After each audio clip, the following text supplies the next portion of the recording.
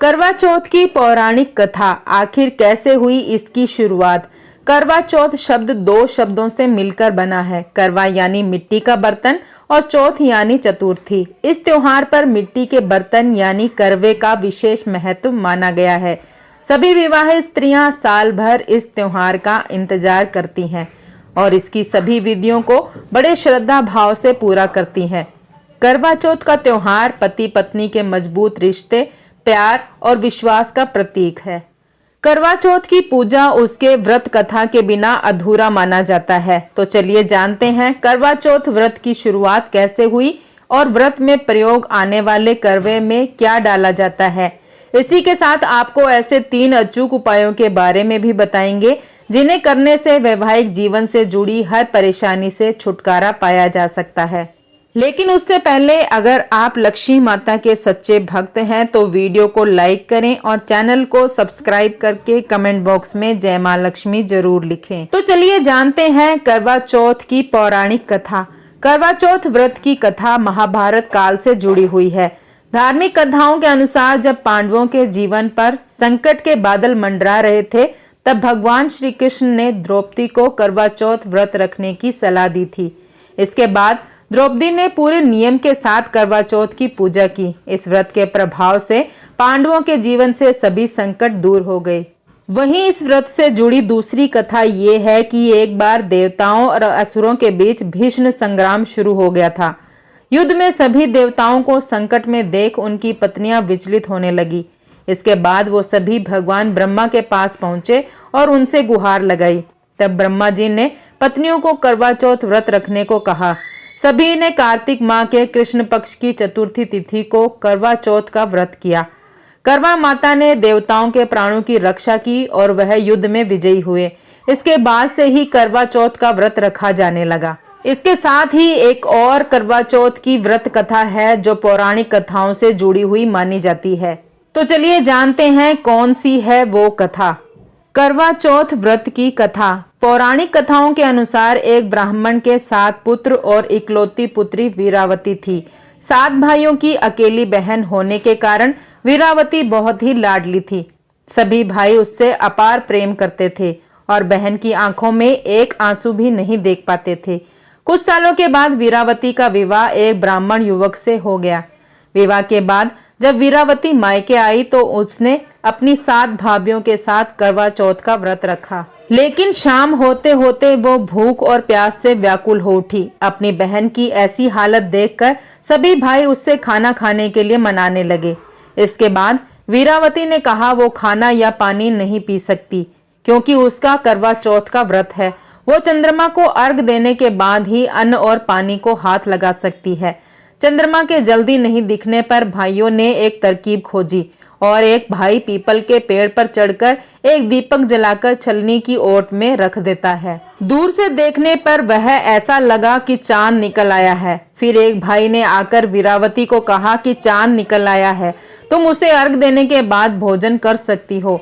बहन खुशी खुशी जाकर चांद को देखा और उसे अर्घ देकर खाना खाने बैठ गई। उसने जैसे ही पहला टुकड़ा मुंह में डाला तो उसे छींक आ गई। दूसरा टुकड़ा डाला तो उसमें बाल निकल आया। इसके बाद उसने जैसे ही तीसरा टुकड़ा मुंह में डालने की कोशिश की तो उसके पति की मृत्यु की खबर आ गई।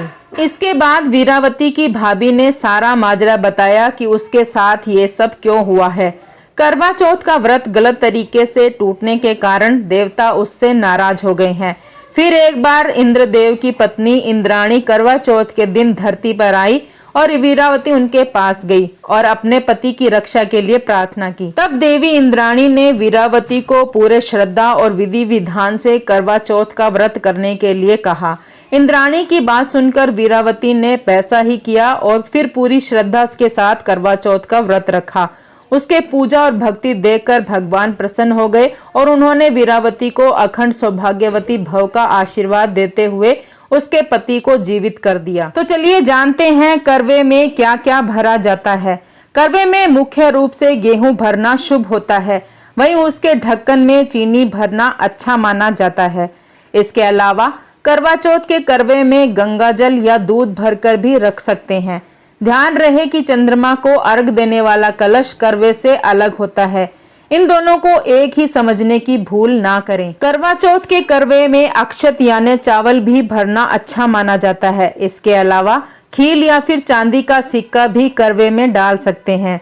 खील, चावल और चांदी तीनों ही चंद्रमा को मजबूत करने का काम करते हैं और इन्हें धन आकर्षित करने वाली वस्तु भी माना जाता है। तो चलिए जानते हैं कौन से हैं वो उपाय जिन्हें करवा चौथ के दिन करना चाहिए। मान्यता है कि करवा चौथ के दिन कुछ खास उपायों को करने से घर में सुख, शांति व समृद्धि आती है।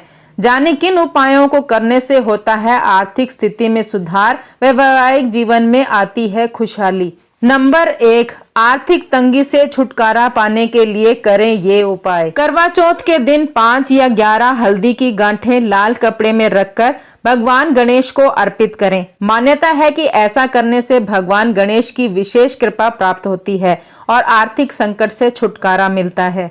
नंबर 2, कर्ज से मिलती है मुक्ति। अगर आपके सिर पर कर्ज का बोझ है तो करवा चौथ के दिन भगवान गणेश को घी और गुड़ का भोग लगाएं। फिर भगवान गणेश की प्रार्थना और आरती करें। पूजा के बाद गाय को यह घी और गुड़ खिलाएं। मान्यता है कि ऐसा करने से व्यक्ति को कर्ज से मुक्ति मिलती है।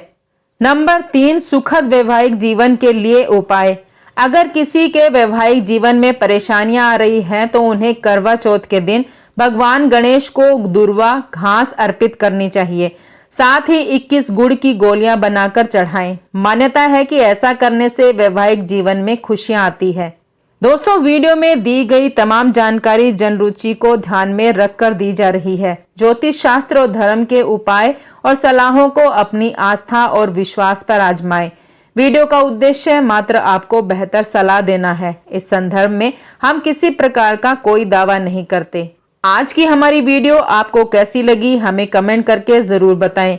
अगर आपको हमारी वीडियो अच्छी लगी तो कमेंट बॉक्स में जय मां लक्ष्मी जरूर लिखें। माता लक्ष्मी आप पर सदैव अपनी कृपा बनाए रखें। वीडियो के अंत तक बने रहने के लिए धन्यवाद।